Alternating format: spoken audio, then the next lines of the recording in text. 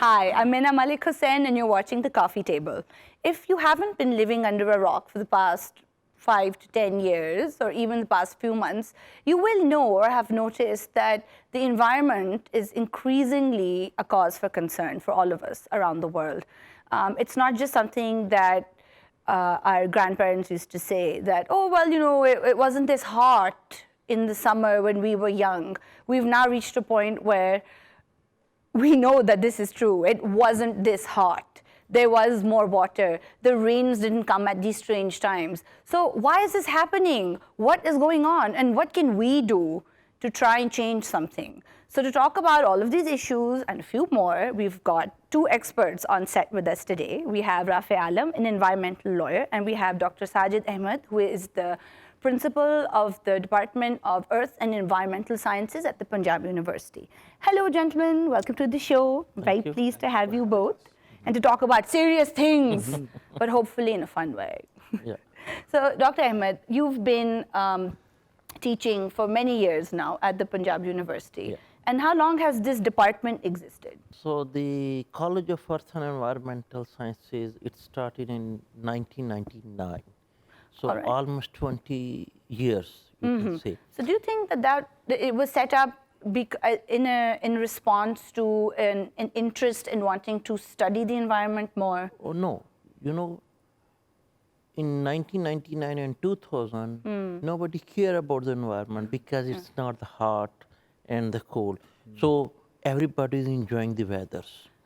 So if you visit the University of the Punjab new campus, Yes. in the middle of the city, there's a canal. Yes, there is. Every students and teachers, they are sitting on the bank of the canal and enjoying the thing. No Yes. traffic, Lots no of pollution, trees.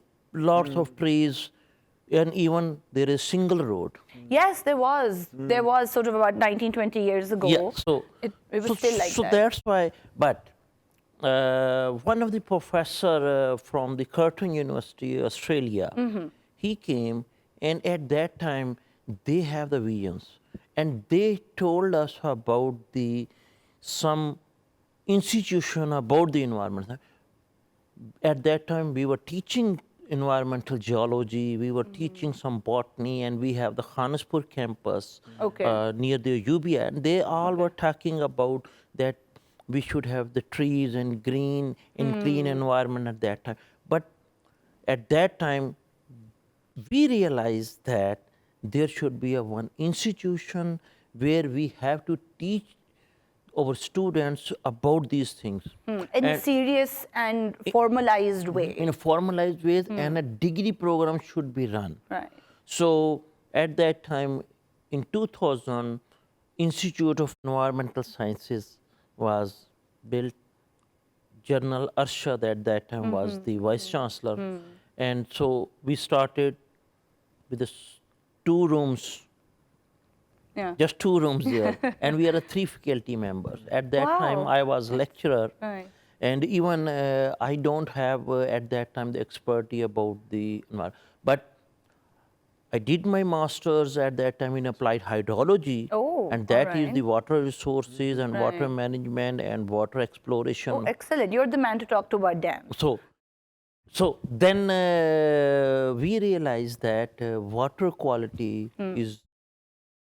That's really interesting that the institute and the work that you guys began to do then sort of pointed you in directions where attention was needed. Yeah, and the main point is, then in 2002, I went to Canada for my PhD, and particularly I did my other master's there from University of Windsor in groundwater, and then remote sensing and GIS, application of technology for water resources. That's very important. Sort of, it's not just knowing what to do, but how to sort of go about doing it. Your work as not a lawyer, but an environmental lawyer, why did you think that was important for you to do? Why aren't you a corporate lawyer? Oh, there are too many corporate lawyers in Pakistan.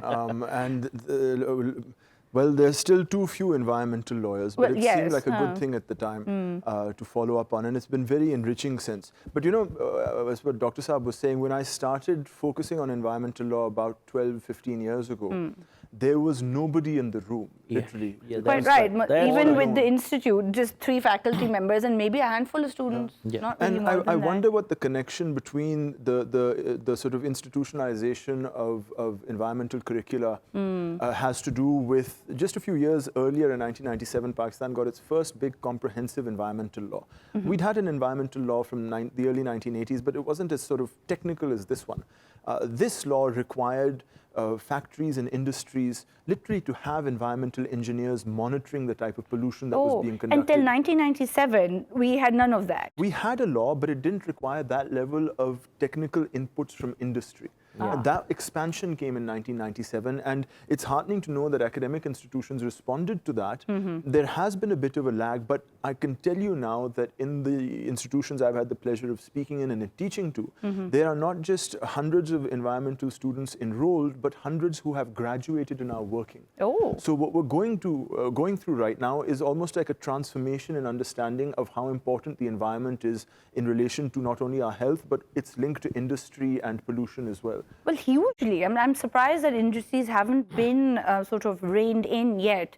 And it's sort of coming to a more global kind of scale. And in the last 15 to 20-ish years have really sort of shown, and even in your own work, you've noticed this, that the concern is growing. And I believe that even the term climate change is a carefully chosen phrase to kind of minimize the urgency of the situation. The Guardian newspaper has published its new policy its new editorial policy on climate change. They're not going to call it climate change anymore. It's now the climate crisis. It absolutely is. It's an active threat to humanity as we speak, because just earlier this year, I think it was in March, the laboratory in Hawaii, which measures the concentration of carbon in the atmosphere, measured 415 parts per million. Just to give you a sense of scale, in all of our international treaties that you hear about, Paris and the United Nations Framework Convention, we weren't supposed to get past 350 parts per million. The last time Ever. The last time was over 400 parts per million, was 850,000 years ago, before human beings were even part of the planet. So dinosaurs. And that was when an asteroid hit the Earth, and there was a species-level extinction. We have exceeded that level of carbon in the atmosphere today. Now, species extinction doesn't happen overnight. It might take several centuries, but in the lifespan of the Earth, that's a fraction of a second. So at the international level, the opinion now is becoming so clear that we cannot continue this unsustainable path for very much further, because we will put the Earth off tilt, and its normal systems and checks of weather will go out the window, and it will be climate crisis. It is climate crisis. We are in active climate crisis at the moment. But I will also show you the other side of the picture. Is there another side? Yeah, there are. Okay. Like Moody type people. Right. They don't believe in climate change. I know, it's so odd. I find it so But baffling. he is not alone. Yes. 30 to 35% of the world population, they said they don't believe there is a climate change. I was in Los Angeles in Al Gore climate change reality program. Okay. Because Which is pretty serious. They're and- very serious about their work. Yeah, and he showed that 30 to 35% people, they don't believe there's a climate change. And that's why even in the developed countries, no, there is need of the awareness about the climate change. Like this, because everybody saw the video which is viral on the social media about Modi. No, we are getting old. That's why I felt. You just feel hot or cold because you're getting old. Oh, Lord. So Oh, dear. But scientifically, because we are the scientists, and even there are hundred of the proofs that there is a global warming and climate change. That's why we have several events, even in Middle East. If you will see, now there are rains, there are hails in the Middle East. Yes. Yes, in the Middle No. East, where it's just really not that. And even Rainy, in Middle East, in Jeddah and others, there is no sewerage system before. No, they are no making the sewerage system because for the 200 years, 300 There years, was no need. There is no need for these Yes. things. But now they are feeling that there is a climate change, and that's the reality. So it's raining in the deserts, the ice caps are melting, water levels are rising, and it's terrifying. But on this very morbid note, we will take a short break and come back to you. Don't get scared. There are solutions. We'll see you in a minute.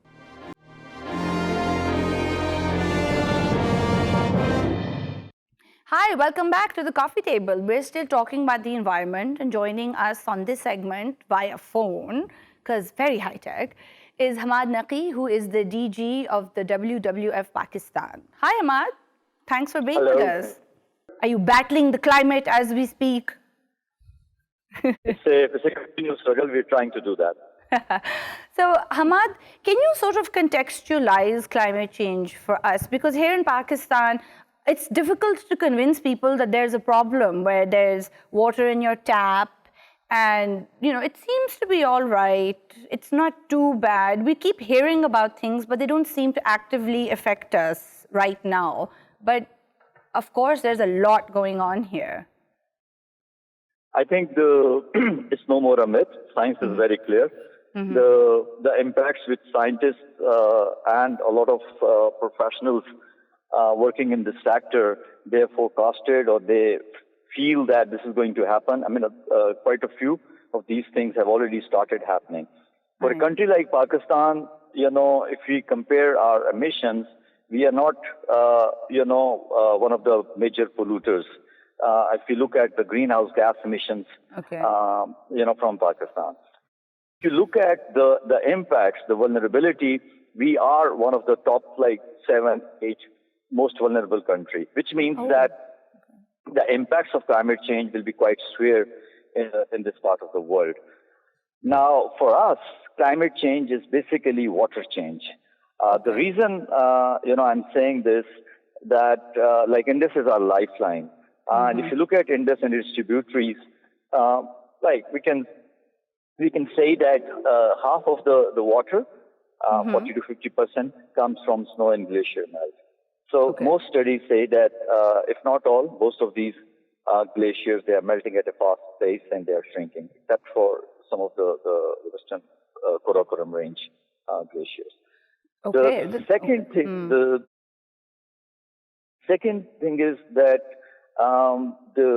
we also get monsoons. That's also part of our lifeline. Now, the monsoon pattern, the precipitation pattern in general, and monsoon pattern in particular, they are also, all the forecasts, the computer models say they're also going to change. And we've already seen the pre-monsoon rains starting earlier, and sometimes there's too much rain in a short span of time, which results in flash floods. And so for us, I think we're 90% of the available fresh water is used for agriculture.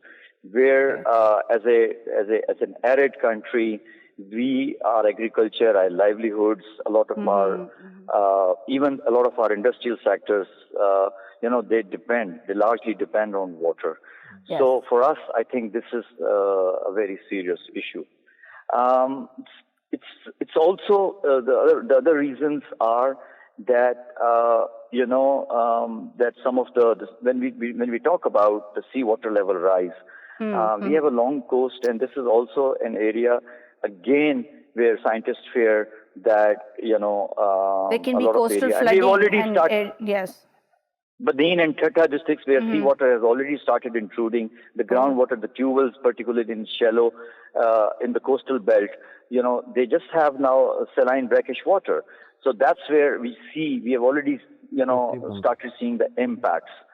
Now, the main things that we're dealing with right now is the effect of the rising temperature is making our glaciers melt faster and is interfering with our monsoon. So, Dr. Ahmed, you're a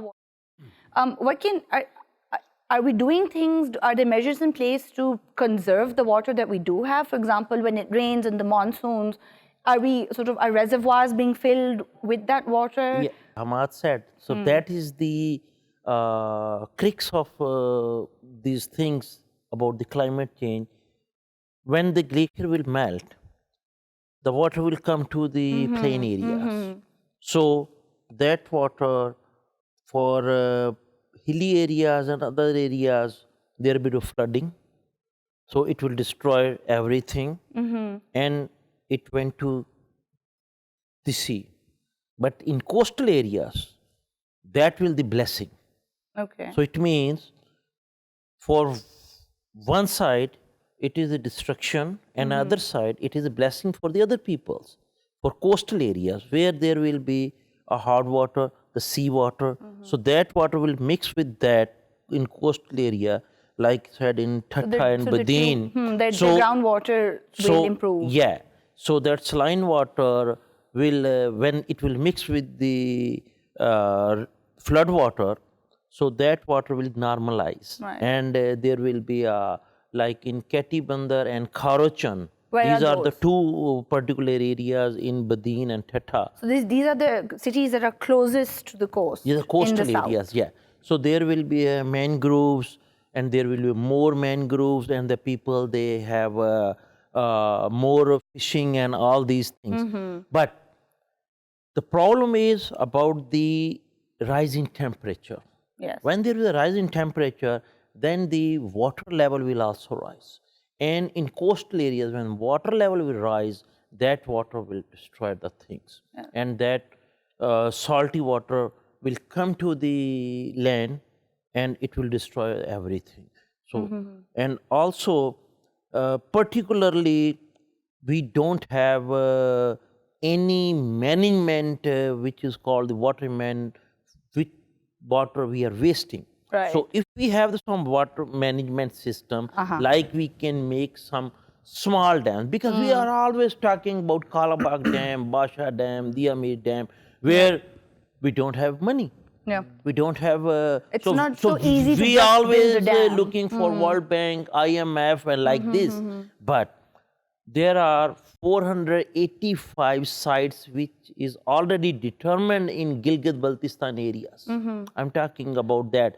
There are small dams. You can make these small dams, and you can make the energy. You can make that water for your agriculture use. Because that's crucial to our economy as well.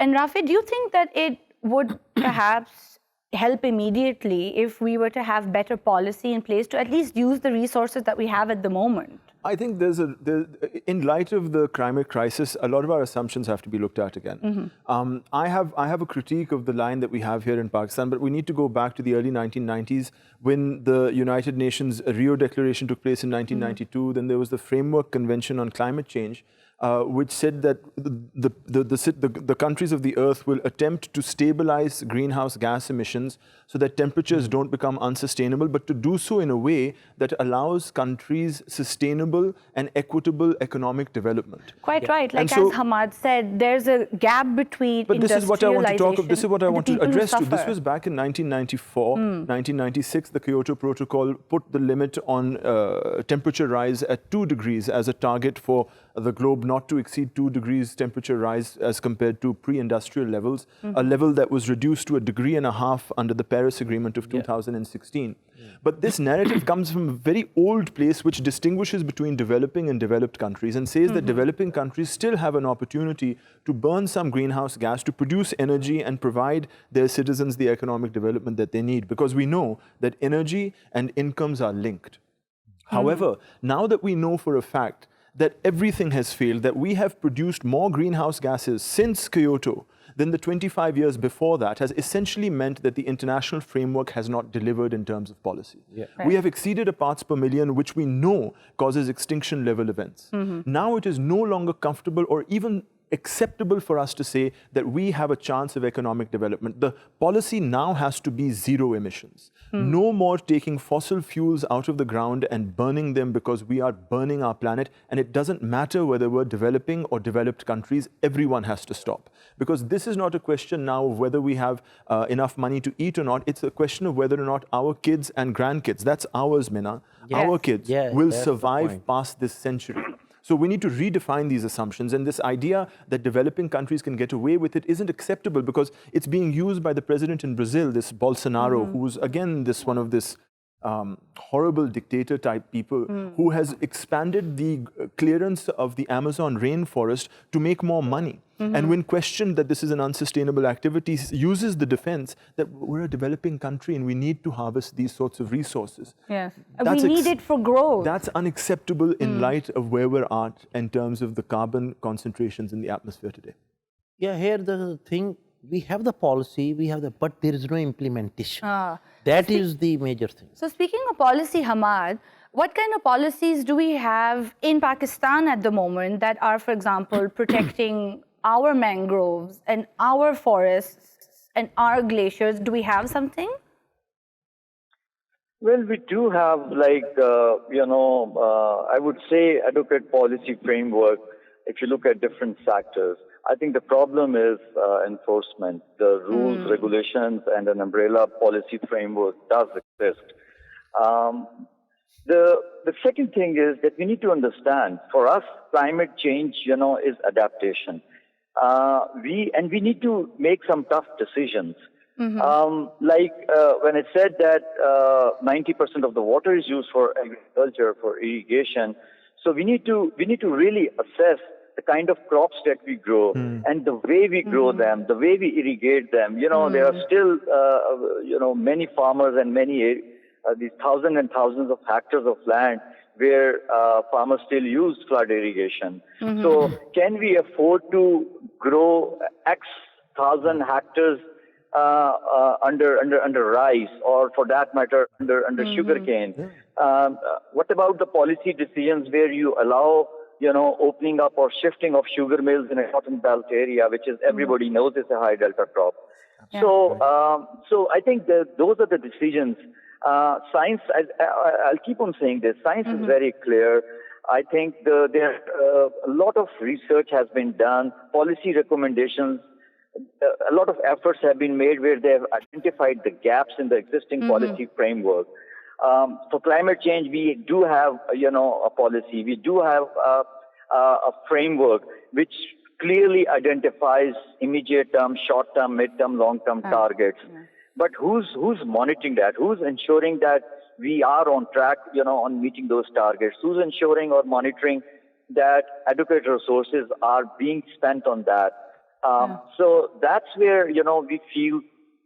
And then when, in many cases, if you look at departments, if you look at the resources which are being allocated to those departments, whether it's the environmental protection agencies or the Ministry of Climate. Quite right. I mean, the good thing is that in present government, your prime minister is a nature lover. He loves outdoor, and that's the reason, the basis of his experience with Billion Tree, he initiated Clean and Green Pakistan. The president advisor is a knowledgeable person. He knows the issues related to climate change. He knows the kind of policies which are urgently needed. He knows the enforcement issues. So that makes us a bit satisfied that at least there is the people at the helm of affairs, they are knowledgeable and they really want to, they're green and they really want to do something. But so there's awareness. They walk the talk. They walk the talk. That's quite more important. Yes, absolutely. Rafay, you have Yeah, thoughts. I wanted to, Hammad was touching on things that are very close to me. I mean, I've been trying to understand why in Europe, children by the hundreds of thousands have been protesting the climate. Yes. Whereas our children, when we're a very vulnerable country, don't seem to have that fire in their bellies. And I think a bit of it has to do with the fact that discourse in the global north has focused down on the fact that it is capitalism, it is consumerism, and it's the oil lobby which is destroying the climate. Yes. And the discourse is very sharp there. We in Pakistan still don't have that level of discourse. Our level of understanding in terms of science and policy is very, very clear. But if we're told, for example, that if Pakistan is a water-scarce country, and Hammad was talking about how we grow rice. Here's something in terms of discourse. We export more rice than we consume in Pakistan. It takes 2,000 liters of water to make a kilo of rice, and we package our water and export more of it abroad than we consume over here. So if Pakistan is a water-scarce country, the Rice Exporters Association of Pakistan hasn't got the memo. Quite right. We have enough water for ourselves, but they are industrialists and farmers who suck this water up for sugar, for cotton, for wheat, and for rice. And they're making billions of rupees, and they've got these tax exemptions, and they've got their SROs, and they make their billions, and they keep half of our workforce that works in agriculture close to or under the poverty line. This is unacceptable, and this must become our climate sort of discourse in Pakistan. Absolutely, because if we are degrading the environment, we're using all that water, and the growth that is offered up as a reason for doing all of this isn't really happening. It's just making a very few number of people very rich. Very rich. And especially when there are ways to irrigate more efficiently, there are ways to grow the same crops, but with technology that's better. And there are policies in place to monitor that. But if nobody is implementing those policies, then who's in charge of the clattering train? That's why I'm talking about that. There is a climate change, but there is no change. There is a policy, but there is no change for the policy implementation, because the farmer, there is the same growing and sowing seasons. There is no change from the government, from the private sectors and other, that with the change of the weather, with the change of the climate change, there should be 15 days earlier or 15 days later. There is a growing season and the sowing season and the cutting season. But everybody, they are talking about and making the money from these crops. And even the farmer, that's why there is air pollution. They are burning their, because they don't have the time to cut, to take out these all things from their field to the market. So there's a time constraint and there's a technology constraint. So those are things. So again, these are huge, crucial issues that we need to talk more about, but we're going to have to take a break before we do that. Hammad, thank you so much for joining us and giving us your insight on what's happening with the climate. Thank you very much, and good luck with your work at the WWF.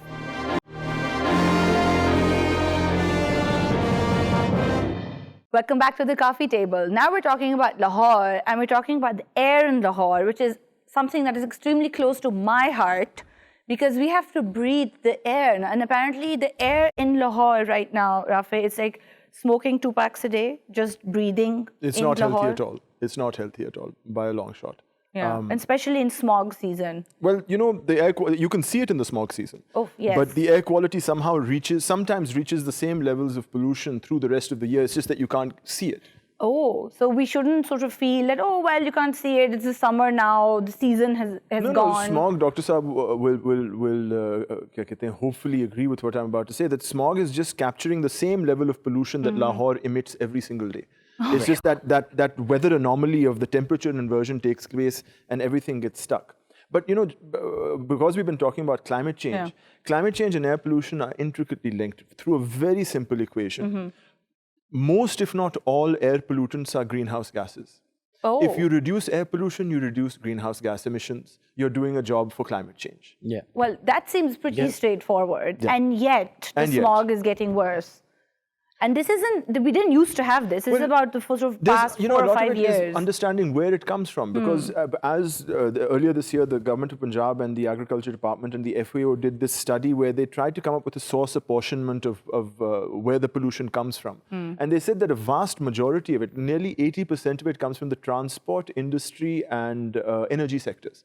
And about 20% of the air pollution comes from crop burning and agricultural waste and solid waste. For instance, the landfill in Lahore produces a lot of methane, which is a greenhouse gas that is also well, who would have thunk it that heaps of trash are contributing methane to straight up methane, bad environment. So yes, so it's a huge big problem, and it needs to be addressed, and it seems right now that this is not a priority because of the, well, now that we know where the issue is at, it's basically with the petrol in the furnace oil that we're burning. So it's the quality of fuel that we're putting into our engines, into our diesel engines, into our diesel generators, and using in industry. We've got to focus on these as core issues rather than spending our time trying to make sure that we're planting trees or we're trying to work on, the steel industry in specific. These are peripheral issues. Right. The real That is very important, because a lot of the times on fields that you've planted 1,000,000 trillion trees, and you're sort of cracking down on some industries, and that's going to make a massive difference. No. But actually, the real thing is to start carpooling, is to start looking at, well, even with carpooling, the thing well, like is cars and traffic and what's happening sustainable energy. in a province where we just keep making roads. So air pollution is about how we drive around. It's about our construction industry, and it's very much about our transport industry, because a lot of the goods transport on GT road are on diesel trucks, and some of the diesel sold in Pakistan is the filthiest in the world. And it ends up here. So it's our consumer habits that bring agricultural goods across Pakistan that are contributing to the air pollution. For that, you need to retrofit or change the big Bedford trucks that you're seeing on the street. You're going to have to ask the IPPs that make our electricity with furnace oil to upgrade the quality of fuel that they use. You're going to have to ask our own sort of national refineries to upgrade the level of fuel that they sell from Euro 2 to Euro 4 or even Euro 6. What are those numbers? What's These Euro are 2, standards Euro 3? of the amount of sulfur and other pollutants that are in petrol, and they get lesser and less. India's at Euro 6. Well, if they can do it. We're not at Euro 2. These are the sorts of things we need to be talking about, but this is about some money, because refineries need to upgrade, equipment needs to be replaced, trains need to be brought in, public transport has to be brought in, cities need to be redesigned. And for this, you need a long-term vision that outlasts the very small 5-year political cycle that we have. We seem to go from one political cycle to another without a larger vision that this air pollution is killing us and our children in no uncertain ways. But Dr. Ahmed, are students in your are they doing research on this? Are they coming up with solutions? Yeah, obviously they are. But before I will give you some numbers from Lahore, I will just give you the international prospect. According to the WHO report, that ambient air means the outdoor air, not the inside, outside, because we are here inside. That is the difference. Ambient air, 4.2 million people died every year due to this. 4.2 million people died in the world just by breathing the outside air. Because it's causing respiratory disease. Yes, and a lot of lungs cancer like this. And 3.8 million people died inside due to this furnace oil, due to this smoke, due to this cooking, and due to heating, and like this. And that's by breathing inside air. Inside So you're not air. safe inside or outside. Everywhere A the lot air. of women who cook indoors often suffer from lung pollution, lung ailments, because there's pollutants indoors. Yeah. So these are the numbers. So we should think about these numbers. And according to University of British Columbia, air pollution will be the 5th leading death source in the worldwide. This is the study the University of British Columbia did, and they published that paper that air pollution in the world, the 5th major source of death. Now, I will talk about the things particularly for Lahore, because my students, they are doing some of the research of the smokes and brick kilns and agriculture burning like this. Like Mahmood Bhuti, as Rafay said, that is our all our waste they are dumping there. Right. Landfill Mahmood site. Bhuti is where the massive landfill site. So it's all filled, and the ring road is right next there. to it. Yeah, and you can feel the smell, and that is methane gas is burning there, and that will be the major cause of the air pollution there. That's one thing. Other thing is we don't have other side, Lakhudera, and other side for landfill. Oh, so there's in no the place Lahore. else to go. It's just all in one place. Yeah, that's why we have to find out the other places outside the Lahore. There is no green fields available outside the Lahore, even in the district Lahore. I'm talking about the district Lahore. There is city Lahore, Yes. the district. In the district Lahore, there is no agriculture, no place. So we have a lot of urbanization, Yes. the colonies, and due to huge population, everybody want to live in Lahore. Everybody want the house in Lahore. Yes, and that's where the jobs are, but then that's where the waste is also being produced. But it's shocking, Rafay, do you have an idea of why aren't we recycling? You know, when you're abroad, they're recycling their plastic and their glass and their paper. And why can't we do that? Why don't we have anything? Do we have something? You'd be just don't know surprised. about it? I used to work with, I had the great privilege of working with the waste management company, and we did this study of the informal sector in Lahore. Yes. And we were surprised because we had our own preconceived notions that there were maybe 10 or 15,000, mostly Afghan refugees Trash working in pickers, sort of. the word now is informal sector sanitary. Oh, all worker. right. I stand corrected. Yes. And our perceptions were shattered with the research that was conducted. Oh. We found that there were at least 50,000 people involved, the majority of whom were actually Lahori, and just a minority were actually Pathan, and that the industry itself was about $1.5 billion per year. And in this study, we discovered that at our landfill at Lakhode and Mahmood Boti, there's no plastic, there's no glass, there's no metal, and there's no newspaper. So between your house and between the landfill, there are 50,000 people in Lahore who pick this trash up and recycle it at a very large scale. So, for example, the drinking water bottles get cut up, recycled, reprocessed, and made into solid, the opaque plastic utensils you see in our kitchens. So there's a whole informal sort of sector that does recycling. The steel is recycled into the industry, the paper is recycled into the paper industry. What we need to understand is that what we see in terms of what we understand as high GDP income earners in Lahore, that recycling is something the West does. Yes. We have to understand that unless Lahore has a recycling facility, you're basically separating your waste at home. It will be picked up by a waste management employee and dumped into the landfill without any segregation. So unless there's a system behind that sort of segregation that supports the recycling, nothing will come of it. That said, I will be reluctant but grudgingly accepting of our corporates' new interest in plastics. There are corporates who have unforgivably polluted Pakistan with their little plastic products. Magar, they are now coming out and saying that we are going to see what we can do in terms of recycling. This is great potential. The pressure should be put on them, and they should not be allowed to get away with the pollution that they've done so far. Oh, absolutely. And speaking of putting pressure on corporations, what can we do? How can we do this as citizens? I will add two things. Number one is the policy about the Lahore Waste Management Company. We have Al-Brock, we have other company for this waste collection. The purpose of these companies are to bring the technology for recycling, for segregation, and for dumping. That's the main purpose, because So we we need don't to have the put in- expertise. But unfortunately, for the last 10 years, there is not even a single segregation plant in this.